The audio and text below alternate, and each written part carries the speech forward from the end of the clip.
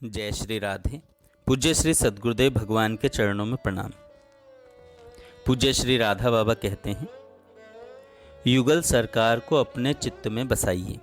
जीवन का यही परम लाभ है। समय बिजली की भांति आपके देखते देखते आपको छोड़कर भाग रहा है। गिनती के सांस एक एक करके कम होते जा रहे हैं। अब समय नहीं है कि आप किसी भी अन्य प्रपंच में तनिक भी मन लगाएं। वाणी प्रिया प्रियतम के मधुर नाम का उच्चारण करें, कान उनके लीलामृत का पान करें एवं नेत्रों के सामने युगल छवि निरंतर बनी रहे। बस यही अभ्यास करना है तथा प्राणों की शक्ति लगाकर करना है। खूब मौज से श्री कृष्ण का निरंतर चिंतन कीजिए। सब काम एक तरफ और भगवान का चिंतन एक तरफ। मन से निश्चय करके चिंतन की चेष्टा कीजिए, तब चिंतन में सफलता मिलेगी। अन्यथा जब तक भगवान के चिंतन के समान कोई भी दूसरा काम लाभकारी दिखेगा, तब तक मन भगवान को छोड़कर उस काम की ओर ही झुकेगा, क्योंकि अनादिकाल से अन्य अन्य विषयों में ही मन को स्वाद मिलता रहा है।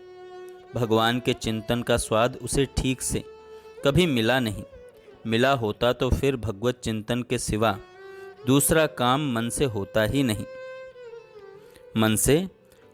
नहीं। प्रिया प्रियतम का अखंड चिंतन करें, बस यही सार है। अभी मन में अनेक वासनाएं, अनेक कर्तव्य बुद्धियां भरी हैं। सब वासनाओं के जल जाने पर ही प्रिया प्रियतम के प्रेम की नींव खुदेगी। जीवन की धारा उनकी ओर मुड़कर यह सच्ची चाह उत्पन्न होगी। अभी तो सच पूछें, भजन की नकल भी नहीं पूरी हो रही है। बस उनकी कृपा की बाट देखते रहें। जीवन का अनमोल समय व्यर्थ न जाए। बातों बातों में ही जीवन समाप्त होता जा रहा है।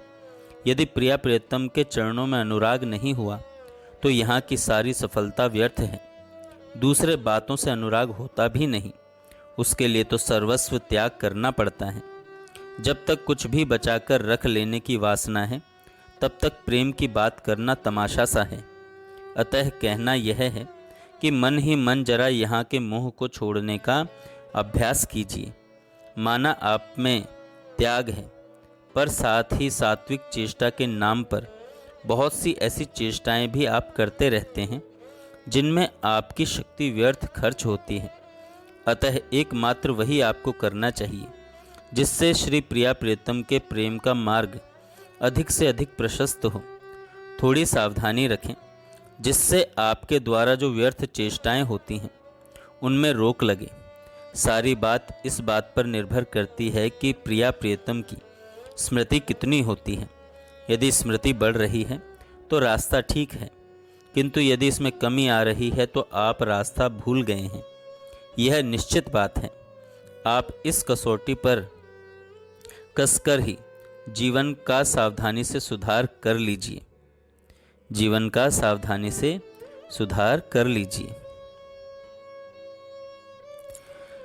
का प्रत्येक क्षण प्रिया प्रियतम के चिंतन में बीते, इसके लिए खूब सचेष्ट रहें।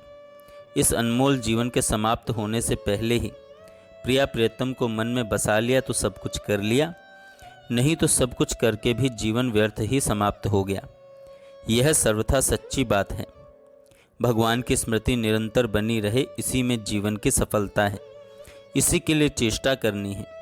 अनमोल जीवन को दूसरों की पापमयी बातों को देखने सुनने में मत खोइए। दूसरे के दोषों की ओर से दृष्टि मोड़कर प्रिया प्रियतम के चिंतन में मन लगाइए। यही सार है। प्रिया प्रियतम के रूप सागर में मन को डुबो दें। मन को उस सौंदर्य समुद्र में सर्वथा मिलकर एकमेव हो जाने दें। फिर यह संसार नहीं दिखेगा, केवल वे ही दिखेंगे। आपकी जलन सदा के लिए शांत हो जाएगी। यही करना है और यही करना चाहिए।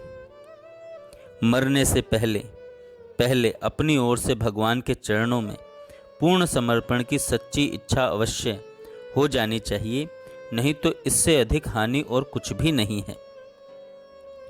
ऐसी इच्छा उत्पन्न होने का इस कलयुग में एकमात्र उपाय है निरंतर भगवान के नाम का जप। और कोई भी साधन बड़ा कठिन है।